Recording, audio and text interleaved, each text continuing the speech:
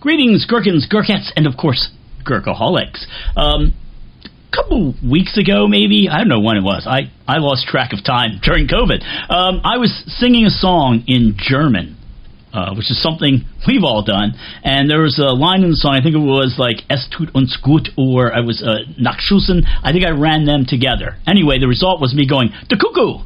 And I was like, whoa, I haven't thought about the cuckoo in years. Maybe it's time I think about the cuckoo. So, if you don't know who the cuckoo were, you're about to find out. And if you do know, you can feel superior to people. It's great. Just walk around, walk right up to them and go, I know who the cuckoo were. I'm better than you. Not just smarter, not just nicer. I'm better. All right, so the Cuckoo were a band from the Bay Area. I don't know which Bay. People would say the Bay Area, and I'm like, what, the Bay of Fundy up in Canada? No, the Bay Area. So, okay, all right. I guess every bay is the Bay of America now, since we started renaming everything. But the Cuckoo were a band from the Bay Area, and they specialized in percussive music. And I mean, when I say specialized, they specialized. They actually had an African drum expert in the band. They had a marimba player. They had a Japanese taiko drummer, and then they also had a member of the Second City comedy group. Wasn't Edith Prickley? No, it was not. Sorry. Hate to disappoint you. But that's the core of the band. Now, the band would fill out. Sometimes it would go, there'd be like 10 people on stage. Sometimes there'd be 3 or 4. So it would expand and contract, much like Pennsylvania's road system during the summer and the winter. They were really prominent in the 1990s, and when I say 1990s, I'm about to show you a picture of 3 of them that is the most 1990s photo ever taken. And while I'm showing it, I should point out everybody dressed like that in the 1990s. Now, at this point, host of a video like this would probably show you a picture of themselves in the 90s. Yeah, I'm not going to do that. You're just going to have to take my word. I dressed like that. I dressed like I was in De La Soul in the 1990s. So, they were also famous for building their own MIDI instruments, which is actually how I first learned about them. I didn't learn about them from their music. I learned about them from an article that was written in a magazine in which a member of the band, Bean, and we'll talk about Bean a little bit later. I think I actually met Bean once in the Bay Area. She was at a rubber plant. Not that kind of rubber. Clean up your minds. She was at a rubber plant, like where they make tires and stuff, and she was doing R&D research by testing different types of rubber with a mallet. That is fantastic. That is, so basically the rubber triggers, a little piezo mic underneath and then that triggers the MIDI. So that's what they were doing. They were building MIDI controllers back before, in the 90s, before a lot of other people were. So technically, I guess they were cyber tribal, which is a genre I'm always happy exists. I think we need more cyber tribal. I think the Spice Girls would still be a thing if they'd gone cyber tribal. Meatloaf might still be alive and driving their bus. Where was I with all this? Yeah, so I found them in the magazine article. It was writing about how they were building their own MIDI instruments. Now, if you look back on some of those articles from that time, they're a little bit sexist. They're like, oh, can you believe women are building instruments? Oh, I suppose these little gals are going to want to vote next. It's like the fathers of the guys behind Gamergate. Sometimes it's a rough read. I'll put a bunch of links in that are good reads, so you'll be fine. You can avoid that. So yes, one of the things that they actually did build that I thought was interesting, they had a thing called the MIDI ball. And the MIDI ball was a bunch of MIDI triggers put into an inflated clear plastic ball. They chuck it out into the audience, and the audience would begin to bat it around. And as they batted around, it would trigger, songs, sounds, and then the band would improvise to those sounds, which is brilliant. Now, at this point, one of you is probably headed, or maybe more, to the comments section to say, hey, you know what? The Flaming Lips have a giant ball, and they put their singer in it. okay, you've obviously wandered into this video from the land of the normal people, all right? So I'd like you, just leave now.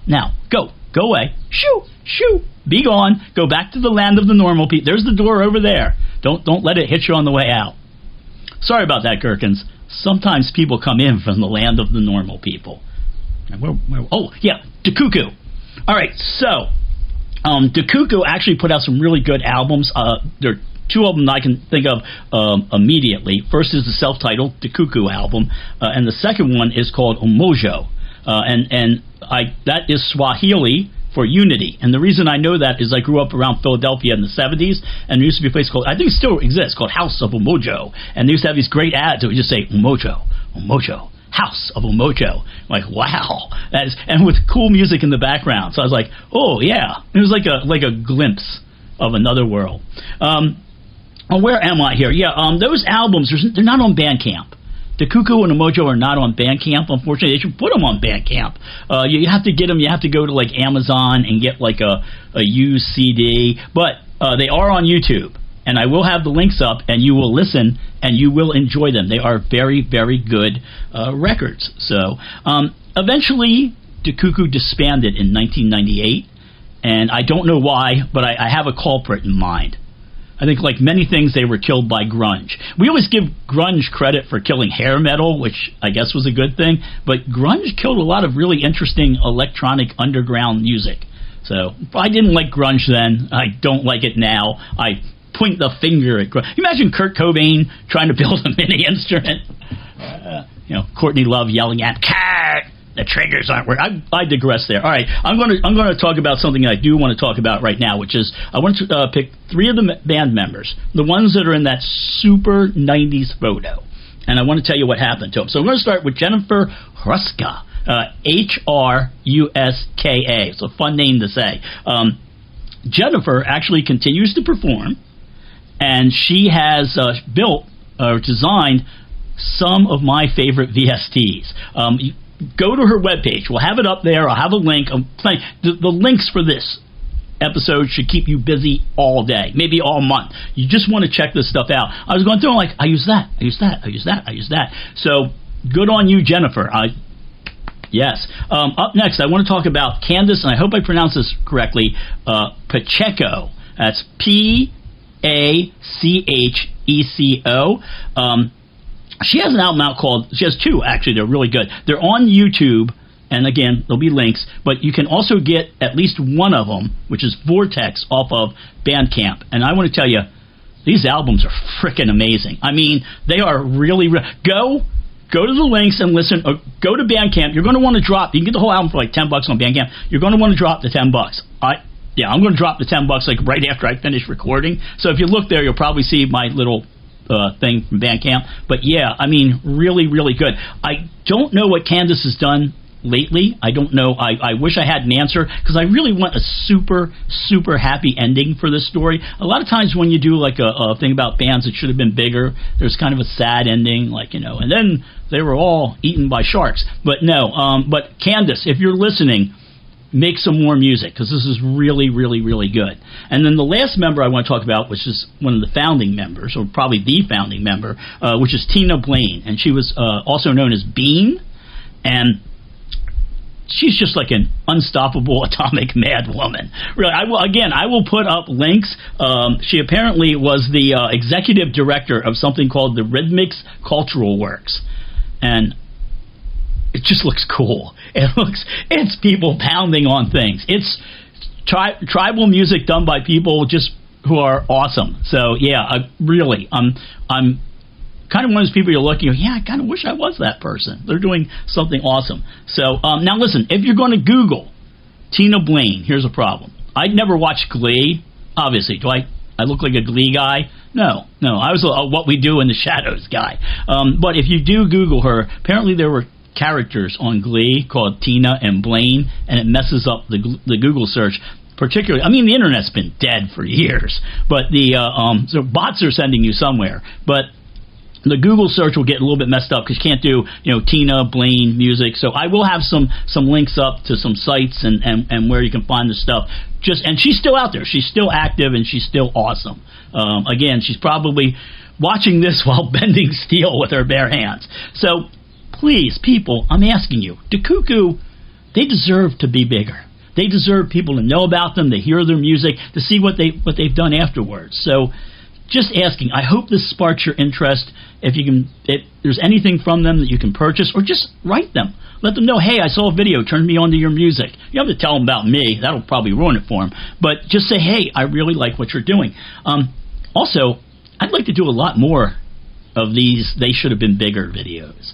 I was sitting around the other day thinking about whenever I see a music show or some sort of, a lot of the music podcasts I listen to, they're talking about music everybody knows about, and they're talking about it in a way where they think you've never heard of it. Like, I guess you've never heard of this band, The Beatles, but believe me, they were big. I'm like, oh, kill me now.